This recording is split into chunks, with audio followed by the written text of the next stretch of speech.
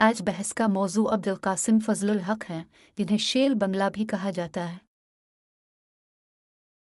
फजलुल हक 26 अक्टूबर 1873 को अपने आबाई घर झलोकाटी में सतूरिये के मियाँबारी में पैदा हुए, जो इस वक्त बंगाल प्रेसिडेंसी के बीकरगंज जिला का हिस्सा था। इसका ताल्लुक कादेस के एक बंगाली मुसलमान ख़ानदान से था, जिसका ताल्लुक पिटवाखिली के बाउफुल में बलबलाश से था। उनके आबाओ अजदाद 18वीं सदी में बिहार के भागलपुर से आकर बलबलाश में आबाद हुए थे। उनके वालिद काजी मोहम्मद वाजिद बारियासाल बार के मरूफ वकील थे और उनके दादा काजी अकरम अली भी बारियासाल कोर्ट में काम करते थे और मुख्तार होने के साथ साथ अरबी और फ़ारसी ज़बानों के आलम भी थे।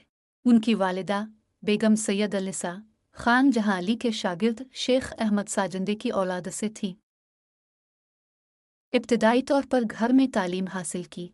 फजलुल हक ने बाद में बारिसिल डिस्ट्रिक्ट स्कूल में दाखिला लिया, जहां से उन्होंने 1890 में FA का इम्तिहान पास किया। फजलुल हक इतने ज़हीन थे कि किताब का सफ़ा पलटते ही वो पूरा सफ़ा हिफ्ज़ कर लेते थे, जिससे उनके वालिद हैरान रह जाते थे।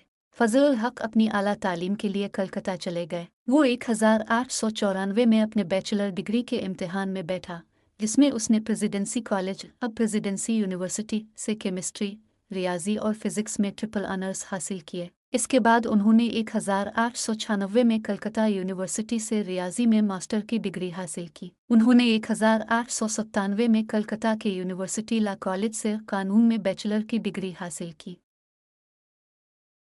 फजलुल हक की 3 शादियां हुईं।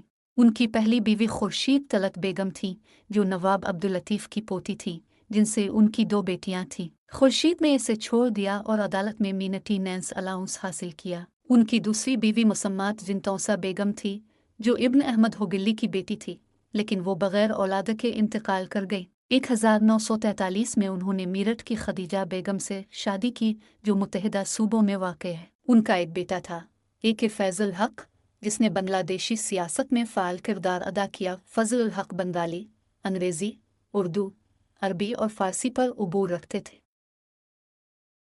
मिस्टर हक को यूरेमिया के हमले के बाद 28 मार्च को अस्पताल में दाखिल कराया गया था और वो तब से वहीं पड़े थे। फेफड़ों में इन्फेक्शन की वजह से पिछले 5 दिनों से ज़्यादा दर्जा हरारत चला रहा था। आखिरी घंटे से 40 मिनट पहले ये 102.2 डिग्री तक बढ़ गया। मौत ने एक अहम 50 साला सियासी करियर का खात्मा किया, जिसका इख्तिताम कायद आज़म मोहम्मद अली जिन्ना की सदारत में लाहौर के इजलास में तारीखी 30 मार्च 1940 को करारदाद पाकिस्तान के पढ़ने पर हुआ। जल्द ही उनकी मौत की खबर पूरे शहर में बिजली की रफ्तार से फैल गई और हज़ारों लोग अस्पताल पहुंच गए।